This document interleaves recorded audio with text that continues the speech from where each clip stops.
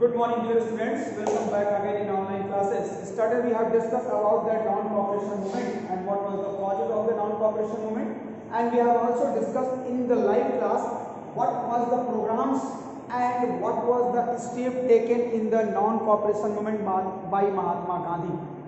And after that we have discussed about that why the non-cooperation movement suspended and withdrawal by Mahatma Gandhi. As you know that after the Chauri Chaura incident, 12 February 1922, Mahatma Gandhi withdrew the non-cooperation movement. But student, although the non-cooperation movement was suspended by Mahatma Gandhi, but the impact of the non-cooperation movement gave a great way for the Indian National Congress for the freedom movement.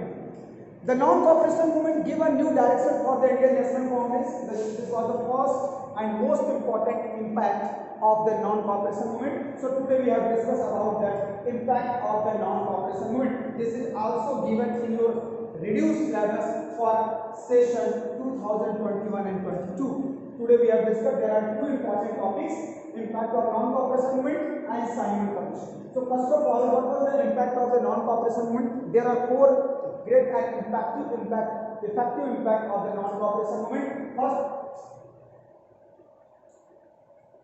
it's give a new direction of Indian National Congress for freedom struggle. New direction is the key word. Means after the although the non-cooperation movement was withdrawn by Mahatma Gandhi, मैं बार-बार इस बात को इसलिए कह रहा हूँ कि non-cooperation movement कोई बहुत बड़ा इमीडिएट और इम्पोर्टेंट ऑब्जेक्टिव को फुलफिल नहीं कर पाया था, देश को आज़ादी नहीं दिला पाया था। क्यों? क्योंकि चौरी चौरा इंसिडेंट होने के बाद मिड टाइम में ही नॉन कॉपरेशन मूवमेंट को गांधी जी ने विड्रॉल कर दिया। आपको अच्छी तरह पता है क्यों विड्रॉल कर दिया, क्योंकि लोगों ने वायलेंस का सहारा लेकर नॉन कॉपरेशन मूवमेंट के प्रोग्राम्स को आगे बढ़ा दिया था चौरी चौरा। लेकिन नॉन कॉपरेशन मूवमेंट हम कह सकते हैं फेल्ड तो हो गया, लेकिन इसका गहरा इम्पैक्ट पड़ा, इफेक्टिव इम्पैक्ट पड़ा। और क्या इम्पैक्ट पड़ा? जो पहला सबसे इंपॉर्टेंट इम्पैक्ट पड़ा, it give a new direction for the freedom struggle movement for the future. Bharat में आजादी के लिए जो लड़ाई आगे लड़ी जाएगी, उसके लिए इसने कांग्रेस को एक नया फीडबैक दिया, एक नया डायरेक्शन दिया और एक नया कॉन्फिडेंस ला दिया लोगों के अंदर।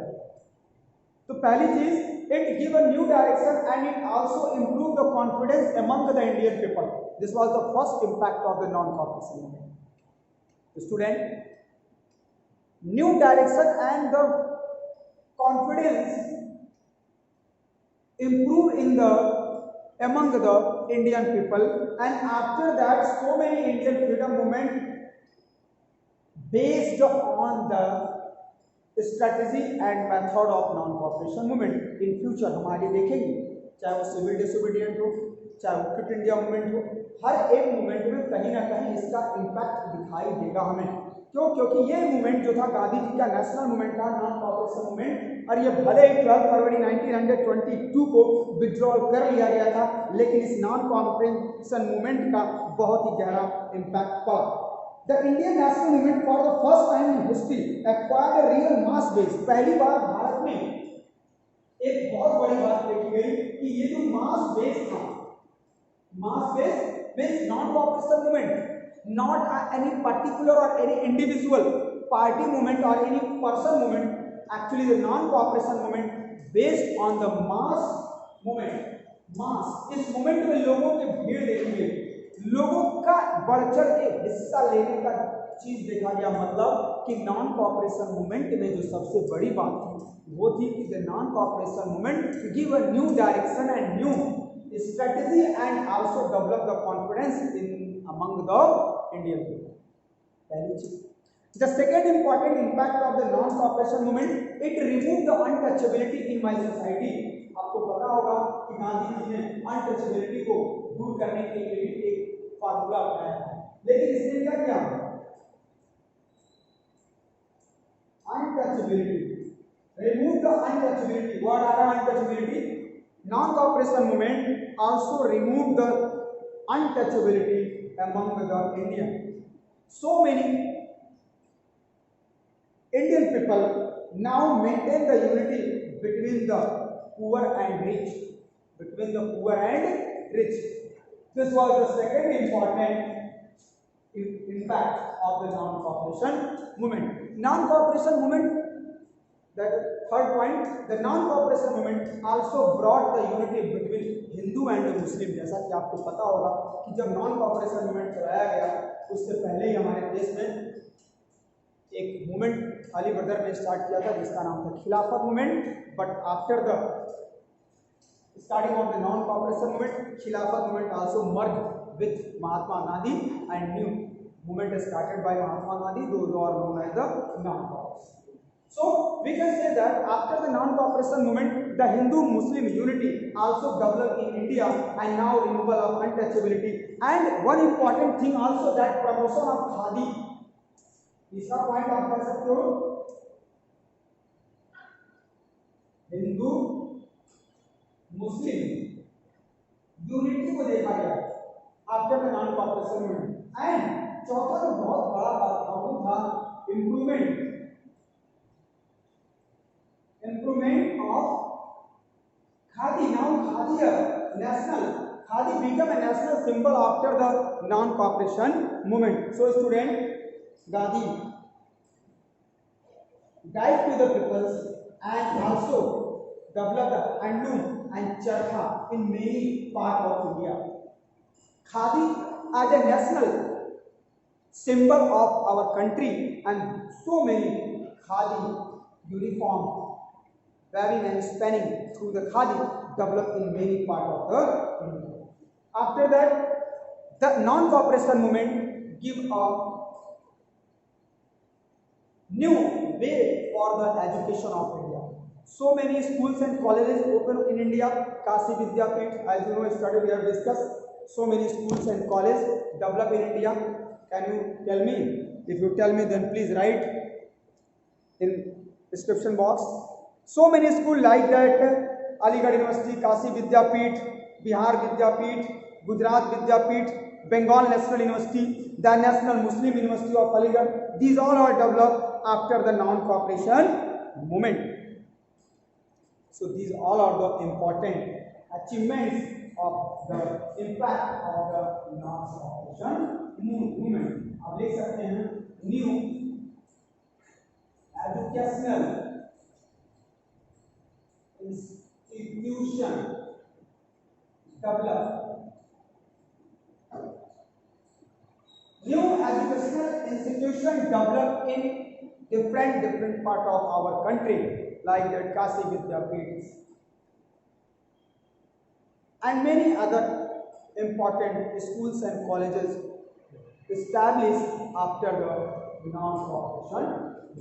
So this is our impact of the non-cooperation movement. After the non-cooperation movement, we have discussed about that Simon Commission. Simon Commission क्या था? इसे भारत में क्यों लाया गया था? एक टॉपिक था इससे पहले, स्वराज पार्टी.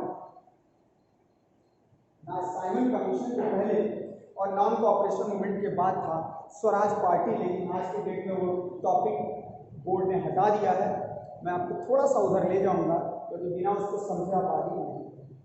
इस नॉन कॉपरेशन मूवमेंट के जब बाद महात्मा गांधी जब नॉन कॉपरेशन मूवमेंट को विड्रॉल कर लिए तो भारत में कई तरह की विचारधाराएं डेवलप, मतलब कुछ लोग गांधी के फेवर में थे और कुछ लोग गांधी से अपने आप को अलग कर लिए.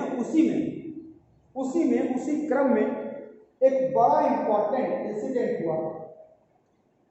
पंडित मोतीलाल नेहरू और देशबंधु दास, कौन? देशबंधु दास एंड पंडित मोतीलाल नेहरू.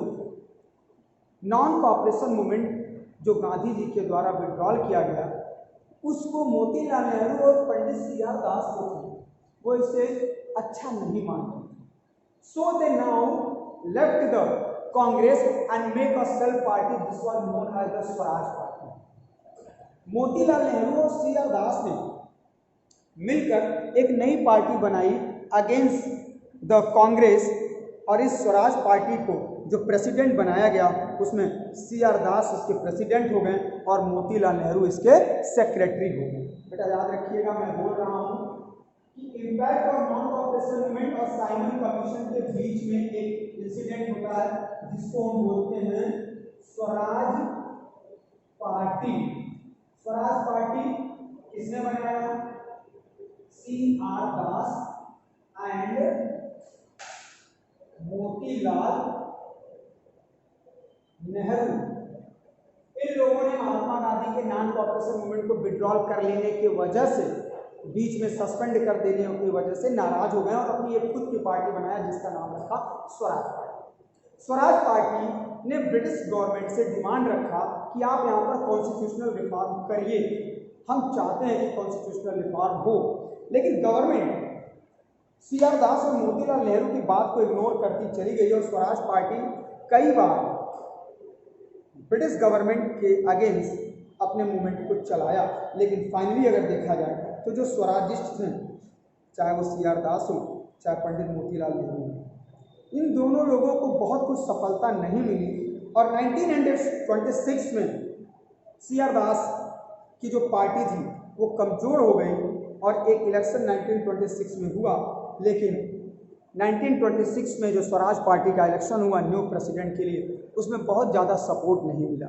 तभी अंग्रेजों ने एक नई चाल चली और अंग्रेजों ने एक कमीशन भेजा भारत में जिसका नाम रखा साइमन कमीशन।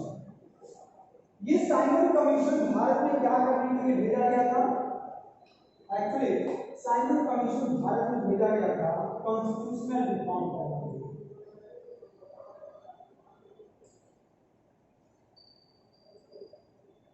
कॉन्स्टिट्यूशनल रिफॉर्म्स करने के लिए आया। Simon commission come to India in 1927। There are 7 British member. How many member इस कमीशन में? 7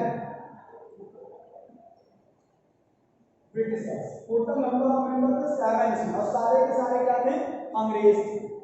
जब ये कमीशन भारत आया तो पहले तो लोगों ने देखा कि इस कमीशन का चेयरमैन कौन है। तो इस कमीशन का चेयरमैन जो था उसका नाम था sir John Simon.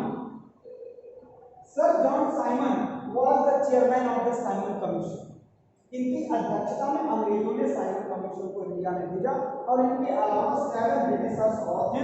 But when the commission has come to India, the Indian people were shocked because no one any Indian in this commission। Bharat के संवैधानिक सुधार करने के लिए अंग्रेजों ने इस कमीशन को भेजा, लेकिन इस कमीशन में कोई भी इंडियन नहीं था। Okay, so now no one any Indian in the Simon Commission and especially total number of the Indian no one and total number of the British are 7. So many of the Indian against this commission and they against the start the strike against the Simon Commission and give a slogan Simon go back. Simon go back because you come to India but no one any Indian in your commission। आप भारत में आए, भारत की समस्या को solve करने के लिए, constitutional reform करने के लिए आए हो, लेकिन इसमें किसी भी जब इंडियन मेंबर को नहीं लिया गया है तो हम इस कमीशन के किसी भी बात को नहीं लिया। And finally Simon commission was failed, return to empty hand problem. Simon commission के विरोध में कई सारी चीजें हुई, आपको पता होगा। इसी कमीशन के विरोध में लाला लाजपत राय, लाला लाजपत राय को बहुत चोटें आई थी और उसी के बाद उनकी डेथ हो गई। लाला लाजपत राय की डेथ हो गई और देश के अंदर कई जगह ब्लैक फ्लैग होस्टिस किया गया। Through the black flag the people against the Simon commission. और इसी प्रोटेस्टेंट के क्रम में लाला लाजपत राय की डेथ हो गई, क्योंकि लाला लाजपत राय ने 1921 में साइमन कमीशन को वेलकम के लिए ब्लैक फ्लैग से इसका वेलकम किया और उन्होंने स्लोगन दिया Simon go back. But on October 30, 1928, the Simon arrived in Lahore, where as the rest of the country, its arrival was met with the massive movement of Protestants. The Lahore protests were led by the national nationalist Lala Lajpat Rai. Lala Lajpat Rai Simon commission के against में लाहौर में लोगों को लेकर इसके against protest कर रहे थे, धरना दे रहे थे। But finally the government against the Lala Lajpat Rai and finally local police force lathi charge the protesters. Lahore में जो लोकल पुलिस थी अंग्रेजों की, वो इस प्रोटेस्टेंट के ऊपर जो इसके विरोध कर रहे थे, जो उसके हेड है लाला लाजपत राय थे, लोगों पर लाठी चार्ज का order. And then after the police were particularly brutal towards Lala Lajpat Rai, specially Lala Lajpat Rai को टारगेट बनाकर पुलिस ने लाठियां चार्ज की और लाला लाजपत राय को बहुत चोटें आई। Then after Lala Lajpat Rai declared, what is declared? Who later that they declared that what? The blow which fell on me today are the last nail in the coffin of British imperialism. हमारे ऊपर जो एक एक लाठी पड़ रही है, इस एक एक लाठी ब्रिटिश हुकूमत की, ब्रिटिश शासन के लिए उनके ताबूत की कील बनेगी जिसमें डेड बॉडी को रख कर लेके जाया जाए। जितनी भी लाठियां मेरे ऊपर पड़ रही हैं, लाला लाजपत राय ने क्या कहा, एक एक लाठी एक एक कील बनेगी, एक एक नेल बनेगी और इसी नेल से आपकी डेड बॉडी को पैक किया जाएगा। आपके ताबूत को, जो लकड़ी का ताबूत होता है, आप देखते होंगे डेड बॉडी को उसमें रख कर लाया जाता है। खास करके आर्मी में कोई शहीद होता है तो उसकी डेड बॉडी को एक लकड़ी के बॉक्स में पैक करके लाया जाता है। लाला लाजपत राय ने क्या कहा, जितनी भी लाठियां मेरे ऊपर पड़ रही हैं, उस एक एक लाठी आपके लिए नेल बनेगी, कील बनेगी। इस लोहे की कील से आपके ताबूत को बनाकर और आपकी डेड बॉडी को भारत से इंग्लैंड भेजा जाएगा। क्यों? हमारे मरने के बाद ये आंदोलन रुकने वाला नहीं है। After the Simon commission, after the protestant against the Simon commission, the Indian strike in whole part of India and finally Simon commission failed without any constitutional reform. Simon commission go back again in Britain. What happened after that? Tomorrow we will discuss about that Simon Commission. After that Simon Commission. Thank you, student. I hope that clear. Today we have explained about that what was the impact of the non-cooperation movement and what was the aim of the Simon Commission. When was Simon Commission come to India? The Simon Commission come to India when you know that is very important.